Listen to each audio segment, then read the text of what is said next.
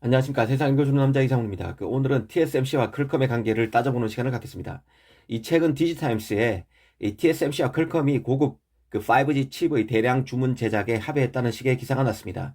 요지는 최근에 퀄컴과 TSMC 간의 관계가 소원했었는데 이런 분위기를 반전할 새 계약이 임박했다는 것입니다. 기사에서는 늦어도 오는 3분기 초에는 이 계약에 따른 관련 칩 출하가 시작될 것이라고도 했습니다.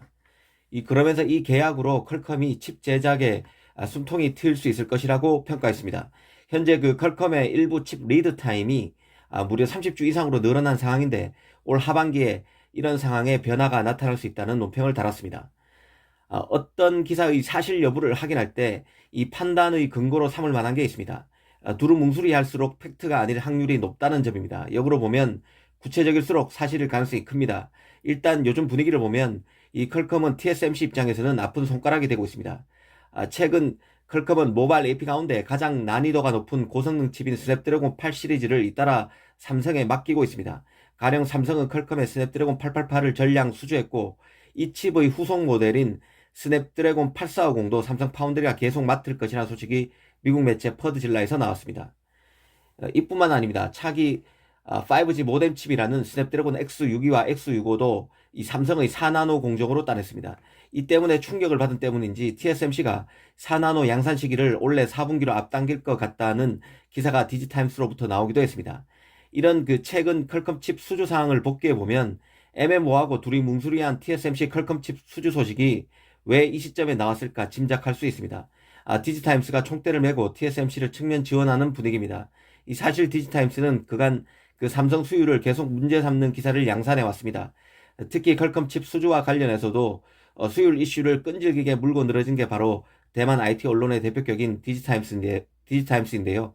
이 퀄컴은 5G의 경우는 칩의 경우는 두 개의 제품이 나왔습니다. 일단 퀄컴은 최고 제품인 A 시리즈로서 가장 최첨단 공정으로 만드는 스냅드래곤 888은 삼성 5나노에 맡겼습니다. 반면 같은 최고 제품인 A 시리즈지만 7나노 공정으로 만드는 스냅드래곤 870은 TSMC 7나노를 선택했습니다. 이 과거 같으면 최첨단 칩으로 최고 스마트폰인 플래그십 모델에 들어가는 AP는 무조건 TSMC 몫이었지만 이번에 퀄컴의 선택은 달랐습니다. 최고 칩을 삼성에 맡긴 것입니다. 그러다 보니 조그만 이상한 얘기가 흘러나오면 삼성 파운드리에 대한 흠집 내기의 혈안인데요. 가령 삼성 5나노에서 만든 스냅드래곤 888은 갤럭시 S21뿐만 아니라 샤오미 폰에도 들어갔는데요.